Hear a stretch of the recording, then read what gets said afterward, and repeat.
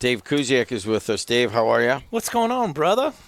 I know that you were supposed to be here an hour and a half ago, but you had a little trouble this morning. If I could tell you what I've been through already, I have a 2016, and there's a couple glitches. I always start it, and I do have a remote, but it kind of acts up. So I went to go start it. I know I didn't hit a button. I shut the door, and it was locked. So I jumped in my wife's car, drove from Schererville to Hammond to go get the keys, and back to Schererville, and back here. So it's all right. So I've been up since the car 4 o'clock. was running all that time? I ran for about probably 50 minutes. I was actually thinking just come here and let it sit. Until it runs out of gas. Until it runs. And then, that reminds me when I was a kid, I did it one time on Monroe, and we took my dad to work, and my mom had to go to the store or something, and I locked the door. And my dad was on midnights, and I felt so bad because we were poor. And I remember it was a 77 gas guzzler Chrysler New Yorker. And they're like, oh, it's going to run until your dad gets home in the morning 8 hours later. I ran all night long with locked. So I'm notorious for that. I used to do that when I went to Purdue Cal. I would study for 5 minutes before I went into class in my 1979 LTD, or my mom before I bought my own car, their car. And so I'd have the keys in there, and I'd shut the door, and I'd always lock them in. So it's one of the things that happens when you have a lot of things. When you have ADH and you're thinking of 10 different things, leaving your keys or locking them or this or that happens all the time. You know about that, don't you? Well, I was good at, getting my golf clubs out of the trunk and throwing my keys down and picking them up and then shutting the trunk. Yeah. Oh, all the time. And, hey, and then it's not like you have a phone. You could be in the middle of nowhere sometimes, and you're just screwed. I'll do that at the shop, so I try to keep my keys on me because sometimes they'll go in and open the shop, and I put the coffee machine on. And then I start walking around, and I'll shut the door, and I'm like, I'm locked out. It's not a good feeling. Hey, Dave, you want to talk about somebody who passed? Before we get into what you want to talk about, this week on Sunday and Monday, we laid to rest a family member and dear friend. I want to talk about that just for a second. Porter resident Rodney Pol. I'm going to read the obit. Porter resident Rodney Pol Sr. passes away at 65. Rodney Pol Sr., 65, of Porter, Indiana, passed away on Sunday, February 22nd. He was born on February 12, 1961, in East Chicago, Indiana, to Salvador Pappy and Rosa Santiago Pol. Rodney is survived by his loving wife of 42 years, Tammy Aguilera Pol, two sons, Rodney, who is Rodney Jr., who's a state senator, Elena Pol Jr., and Jonathan Pol, two granddaughters, Natalia Pol and Cecilia Pol, two brothers, Noel, Patricia Pol, and Eddie Pol, sister Lisa, Tony Bustamante, mother-in-law Judy Aguilera, goddaughter Mariah Pol, brothers-in-law John, Vanessa Aguilera Jr., Louis, Linda Aguilera, Paul Aguilera, Renee Aguilera, Michael Lynn, Schobach, and many nieces, nephews, extended family, and friends. Rodney was also survived by his mother, Rosa Pol, who tragically, and this is very difficult to say, tragically passed 2 days after him. So they will be laying to rest his mother after laying to rest Rodney this weekend. They'll be laying her to rest this coming weekend. He was preceded in death by his father, Salvador Pol, and father-in-law, John Hawk Aguilera. Rodney was born with a brilliant and ingenuitive mind and defined hard work and self-sufficiency. He was proud to be from a Puerto Rican steelworker family that came to Northwest Indiana with not much more than each other. From a young age, Rodney had a passion for both learning and teaching. He became a mechanic and rebuilt his first car in orange 1970 Chevelle at age 15. He worked midnights for 3 decades, making sure the Chicago Tribune and then later the Northwest Indiana Times were printed on time and on top quality. He spent the last decade producing steel at LaForge in Cleveland Cliffs, minutes away from his home he built for his family, whom he spent his life supporting. He loved the dunes, but really he loved the water. He found his peace with a fishing rod and any river, lake, or ocean that would bless him with bite. Rodney loved soul and classic rock music and a good party, that's for sure. If it wasn't a good party, he'd help you get it started. He was warm and had a welcoming smile, believed in people, and would help anyone who just needed a chance. He treated everyone with respect, and you couldn't help but give it right back. Although he worked midnights for over 3 decades, he rarely missed any of his son's games, cross-country meets, or concerts. He was a devoted, supportive father who worked tirelessly to give his boys the best opportunities he could. He knew how to fix everything, and if he didn't, he loved learning how. Nothing was broken to Rodney, just a project waiting to happen. He loved sharing his gift, teaching anyone who wanted to learn, and he wasn't going to give you the flashlight. You'd be the one using the tools. So it goes on, and that's just a little smattering of Rodney Pol, age 65. Line was out the door on Sunday, and we had a celebration of life on Monday, and just wanted to put that. Rodney was a good egg, and his son, if he has a legacy, which he does, it's his children, and he was brought up the right way. So, Rodney, here's to you, brother. You did it the right way.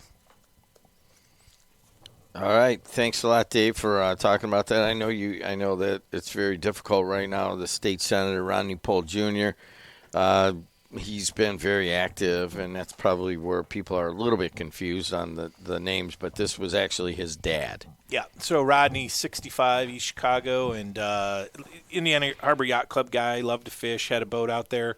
He was great with his hands. Like he said, he rebuilt his first engine at age 15. So the best part of Rodney is he hated politics until his son ran. And, the Aguileras have been in politics his whole life, so it was always nice to talk to him at all those events because he really could care less back then. And then Rodney Jr. ran, and there wasn't a bigger supporter than when his son ran and he was out there. And, Rodney had to, that district is not necessarily a Democratic Senate district, so he had gone up against some people and knocked it out of the park and doing a great job and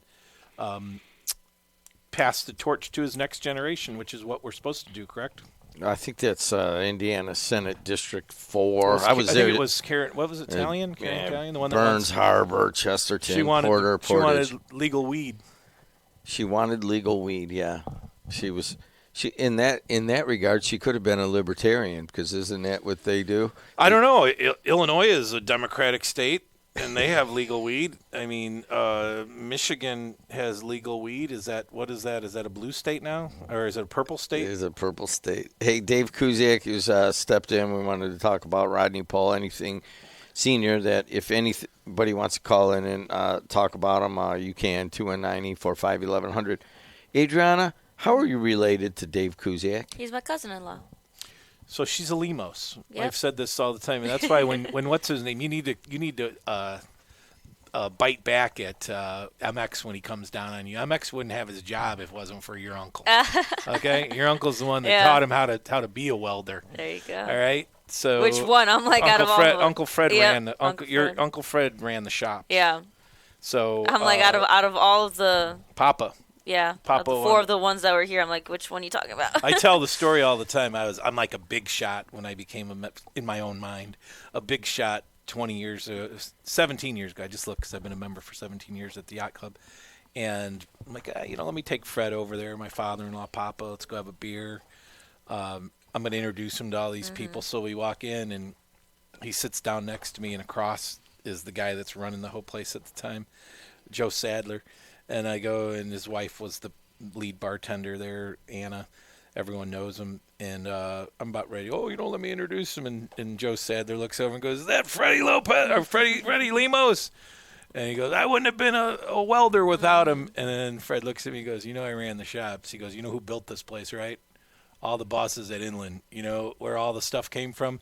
All this material that came from Inland Steel." He said this place wouldn't have been built unless I looked the other way to let all this stuff come. That's I guess the limitations are over, but that building, and you've been at the yacht club before, we had parties there. That was where all the bosses from Inland used to hang out, and when they rebuilt it, that was all material from Inland, and Fred was in charge of the shops, so he knew a lot more than I did about that place. So it's one of those things. So how are you related to Freddie? That is my uncle. He was my grandfather's brother. So your grandfather is the youngest brother. Yes. Fred is the second oldest. Mm-hmm. All five of them went to the service. All five of them worked in the mill. All five of them were veterans. Mm-hmm. And I had an opportunity to speak at several of their funerals. Your grandfather passed away during COVID, so they weren't able to celebrate that. But it's very similar. Same thing here, like with Rodney. When you give a eulogy to these people, they went to the service, they came back, they worked in the mill for 40 years. They were Little League coaches, they were fathers, they were part of the community, and they led by example. Very rarely did they brag about it; they just did it. And that's what we need more of. We need more of them and less influencers. Mm-hmm. Okay? And when you have more of those people, the United States was a better place. Less influencers. Influencers are a bunch of people who basically have really accomplished nothing, but have a bunch of people listen to them. Those people accomplished real deeds that made this world go every day. And I say that with the utmost respect to the Lemoses, to Rodney Pol, and all those others that did the right thing. What do you got against influencers? I don't have anything against them. I was listening to who's the one guy that's like real big? He just interviewed President Obama, Cohen or something. Oh, yeah, I think so. So I learned a new term. You'd love this. I'm becoming one of the year 2026. So he's getting interviewed by someone from the other side, and they ask him, and he's, I guess, a real rich guy. He's got millions of listeners or whatever you want to call them, and he's like, I don't go out of the house but 5 minutes a day. You don't leave your house other than 5 minutes a day, and you're influencing people? So my wife said there's a term that you have to use for that. It's called touch some grass. In other words, live a little bit. You know what I'm saying? You're going to influence who about what? You don't leave your house. What do you know about life? Very little. But when they get a lot of clicks and this is the problem. These people, we gave them the microphone. But the crazies always existed, Jimmy. We just gave them the microphone. Or they created their own. We didn't give them the microphone. They created their own, which is smart. I don't think they do much, but make money. What do you mean the crazies have always existed? Crazies have always existed. You think that it's just you like think people just born? You think that it's like all the people now that are the helicopter moms. Look, when I first met your brothers. I first met your brothers 1974. I was 6. Butch was 8.5. Jeff was 8.5. Brian was 7. And we walked to Eads. No parents. No one worried about that. We were playing catch football. No one stole any kids at Eads schoolyard.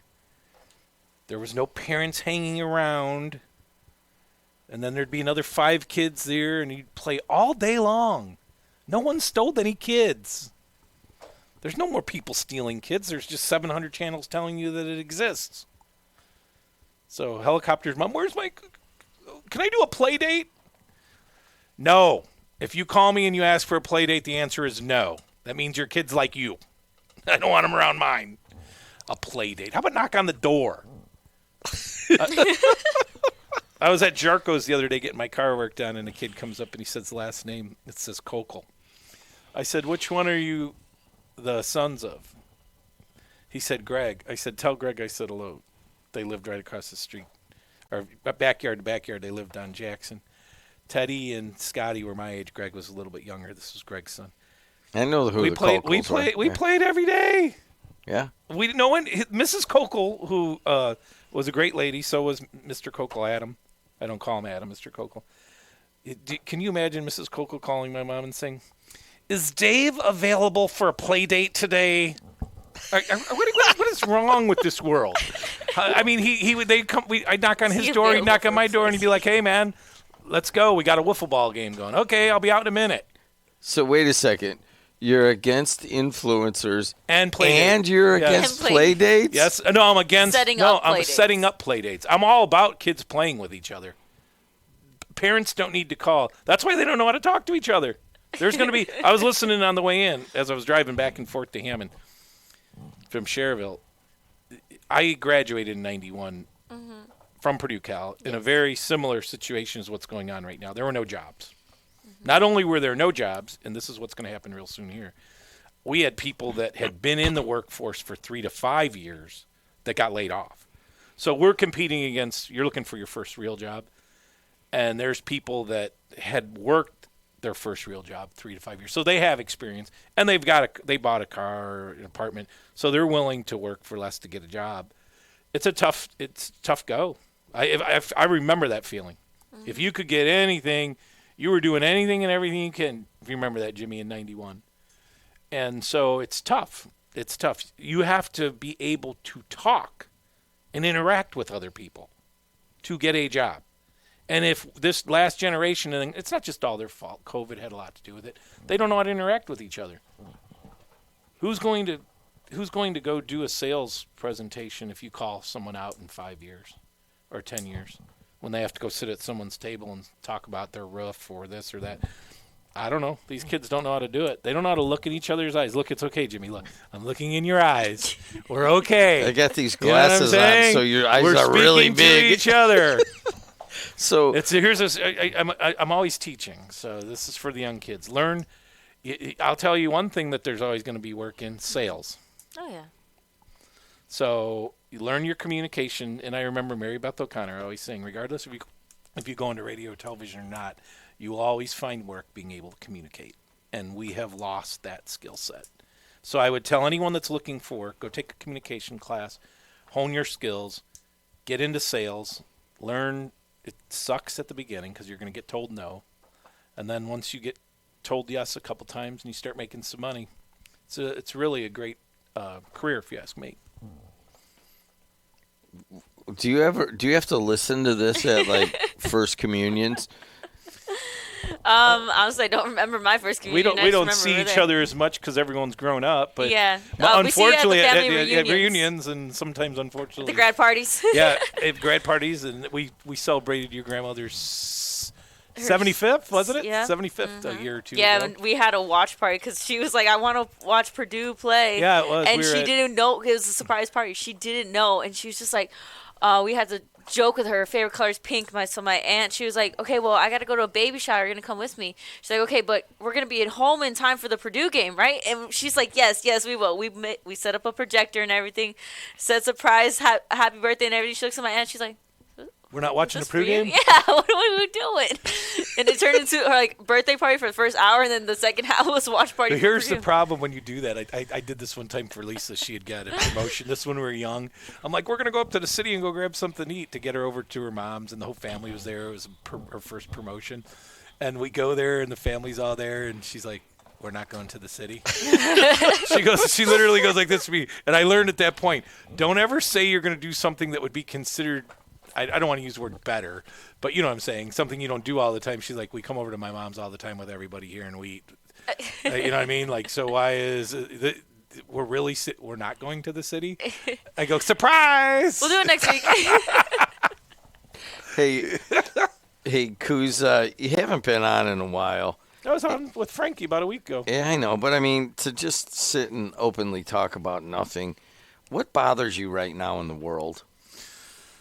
I don't know if I'd necessarily say bothered. One of the things that, especially with my health, and I'm actually in a very good place right now. I have Jameson.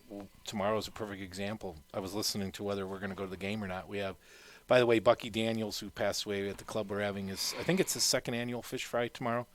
So at Goodfellas. So I have a meeting tonight. I'll pick up the tickets. Can anybody go to that? Yeah. But so I could show up at Goodfellas?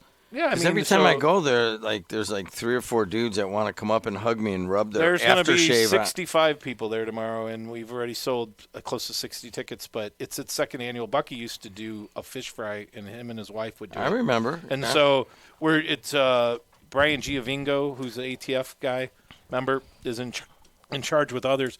So last week we went to Bishop Noll's Fish Fry, and we had 4 generations. So tomorrow I think Lisa's going to pick up her mom. And so here's the deal. It starts at 5:30. The game's at 6, and it's at Westside. So Jordan and Josh and the baby want to go. I kind of want to go to the game, but I don't want to be in a rush. You know what I'm saying? So it's one of those things. So I'm in a great place spending time. Although I will say this. I will challenge the Gary sectional tomorrow. And you've been there. You and I have done many games, just like East Chicago. Does anyone want to take odds that that game starts at 6 o'clock? I'll take odds. I'll take odds right now that game does not start. I'll take odds that game does not tip off at 6 o'clock tomorrow. I'll give you 2-1 odds on anyone that wants to call in. Why do you say it Because they like never that? start on time, which is good for me because if I do go to the fish fry and I want to go to the game, I won't miss it. But I don't know. I may kick it around with the boys tomorrow and enjoy that. So, and then if we take Becky, and God bless her, she's 86 and she's very mobile, but it's not like she's not doing cartwheels around the building. If you know what I'm saying? Like we're going to pick her up. We're going to go, it's not like you do 6 things. Yeah. So if we go to the club, then we'll probably stay at the club. So if you don't go to the club and go to the fish fry or whatever, and by the way, I'm picking BNI. It was a great game a week ago. BNI and East Chicago. East Chicago came away and they played better in the fourth quarter. By the way, they played a phenomenal game. Hit some really big shots down the road on their home floor. My prediction is BNI over EC tomorrow, and I just think because it's a neutral site, and I think that EC's a young team. BNI is not. I'm picking the Warrior to win on Friday and then play for the sectional championship. So that game's at 6 o'clock tomorrow. You'll be able to watch that on the Heartland Sports Network. We may do that. We may turn. Is there a way we can turn that on at Goodfellas? What do you mean? Is there a way? I mean, I don't. I'm just. I mean, I know they do that for. I'm not in charge of the technology. So if we want to, so I probably don't want to go to the game if I could sit at the club and sit with some people. So we can put it on, right? Yep. You just ask them to have the Jet TV app, and you put it on up there. The TV. So so Kundich will be in charge. Of that. He's the technical guy. Do they have like Netflix and that kind of thing, or YouTube TV or something? I mean, I don't. Usually, a lot of bars and restaurants now, they have to have all of those streaming services because all of these different sports games are spread out amongst all streaming services. So they have to adapt. So I'm sure that they have the smart TVs where you download They probably the do, Adriana, because they never miss a sports event there. Exactly. I mean, that's what the club's for. People get together and watch. So I'm not in charge of that. Kundich is the young kid that does So who's out there for us on announcing the games? At Westside, it'll be Sam and Tim. That'll be Sam Michael and Tim Fedler. So they'll be doing Bishop Knoll versus East Chicago Central at 6 o'clock. Here's why I want to. Hold on, and let me get the rest of the schedule out. And then following that is an amazing game between Gary Westside and Griffith. So there's some. That's at the Westside site? That's at Westside. And like I mean, you're saying it would be a great thing to go watch the games there. But if you can't. So let me ask you a question. If I sit at Goodfellas tomorrow, and I fill my belly with shrimp and perch, and by the way, I am fat. People that are looking, I've gained 10 pounds during the winter, but that's what happens when you do 2 vacations, one all-inclusive. So if I'm sitting there enjoying and filling my fat belly, what's the likelihood I'm getting up, jumping in my car, driving all the way to Westside, as opposed to going like this to Kundich or someone or the bartender go, "Can you put the game on?" And they go, "Yes." So I'm sitting in a chair like this, watching a screen like that, and the bathroom's right there, and there's warm food and cold drinks and good people.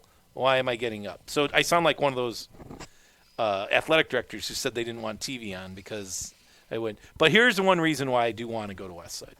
Because my father and mother took me and Chris Shaver in 1982 or 83 when Ronaldo Thomas with Gary Roosevelt. Was my brother playing? No, this was the regional championship, and Anthony Jones and the East Chicago Roosevelt in the sectional regional championship. And it was one of the first games that we went to together as a family, and my grandson's going. So that would be kind of cool to go to the historic West Side where you and I have done many games together. And I also played on that floor here in 1986. We opened up with the Turkey Tournament, if you remember that. We played East Chicago Central, the very first East Chicago Central game that they ever played, because it was their first year, and the Turkey Tournament. And guess what they did? They stole our shoes. Someone ran in the locker room in Westside and stole all of our nice shoes, our dress shoes. I remember that. We were like, our shoes are gone. Welcome to Gary Westside. Hey, do you have enough of a segment here or what? I don't know what's going on, but it's true. It's all authentic. You could look it up. I was gonna say, I like when you guys do segments like these where it's just conversation. It's great. This is what happens when you go out with me, and so it could be. So if I ever come back with the podcast, you ever watch that Joe Tobacco or whatever his name is, the guy from New York? Jimmy's from Staten Island. I have not watched Joe Tobacco. If you look it up, he's from Staten Island. Oh, he's like, an influencer. An old one. So he has his own show on Sunday. He was just on CNN the other day, by the way. They have that Abby. I watch Abby Phillip at night because they have a lot of different people, so I kind of enjoy that show. But he sits like this, and there's a bottle of wine, and everybody has a glass of wine, and they just do this. And that's what we first did. So I don't want to break any news, but that's what we did for a long time here, right in that corner. We called it Region Roundtable. And then we wouldn't have any drinks here, but we'd go to Old Glory afterwards. Remember that in the afternoon? Yes. I mean, I went to Old Glory. Have you ever been there? Mm-mm. All right, Old Glory was the WJOB bar when I worked here. Coldest beer in town. And then it had the bar, and then that old dude that looked like a sailor, Ed. And then he would walk up. His house was right there. I know. I did. You know who? Doug Paris ended up buying that building after Ed died. And Ed's son ran the bar for a while, and then he got out of the business. So Doug Paris, I don't know if he still owns it, but he owned it. And remember, he used to have hard-boiled eggs. He had illegal bottles behind. Ed was like old school Hammond dude, and that place you can go in there and you get whatever you wanted. You can go get lost for an afternoon over there. You know, the last time I spent 2-3 hours in there, I went in there, and there was a woman that I was a regular. This was maybe 10 years ago, and I go in there. It's right by the station here, and I get a drink and just sit there. And she waited, and I got to know her, and I knew some of the other guys at the bar. And then I left, and that night she got murdered. Oh.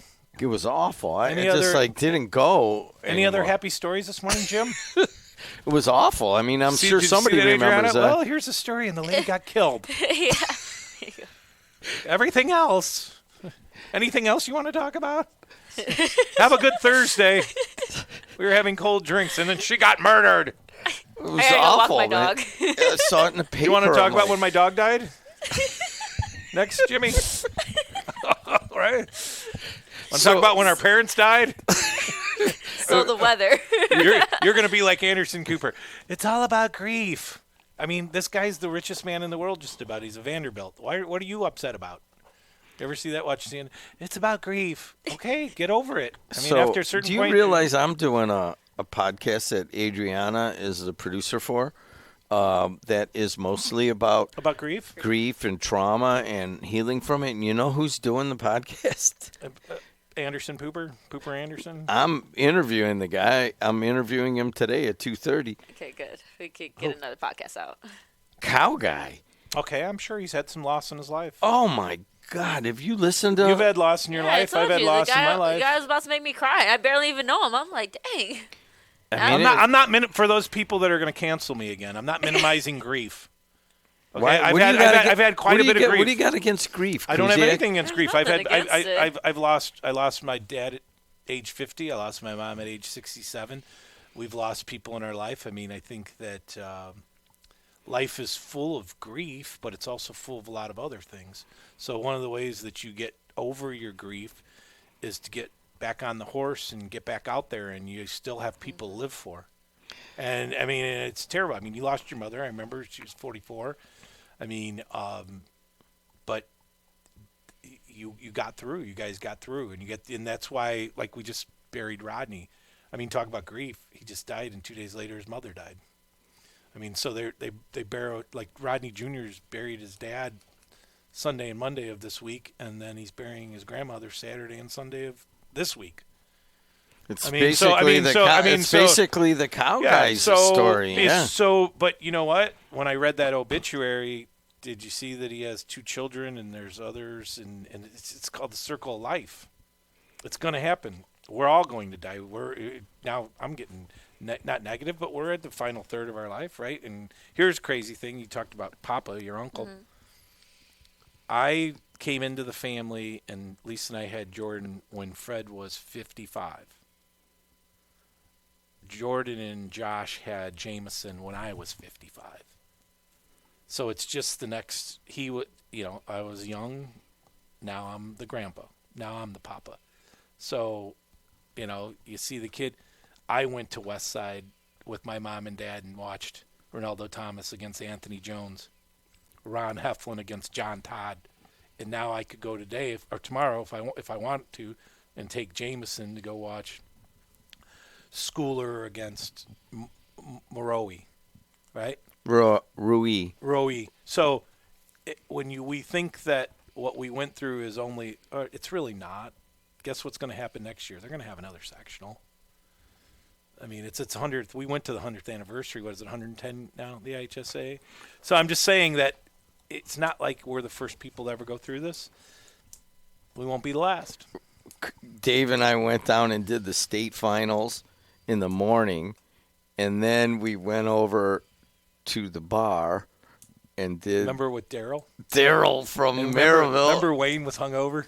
Oh. Mick was supposed to do one of the games, and they went out the night before. First game, 9 o'clock in the morning Central Time. We leave at 4, and he sleeps the whole way. And I'm like, God, well. We went to that bar right by Central Station. Wasn't it right underneath? Yeah, it was a little dive bar right by the stadium. I think they had to move it out when they rebuilt Lucas Oil. So I was telling this story the other day. So it's the 100th anniversary, and Bowman was 1A. So Bowman won 1A. Mm-hmm. Wheeler with Yogi Farrell won 2A. And the 3A game was Westside, who was coached by Ronaldo Thomas, who I just brought up earlier. And they had 2 or 3 really good guys. Brandon Dawson, who ended up going to Michigan State.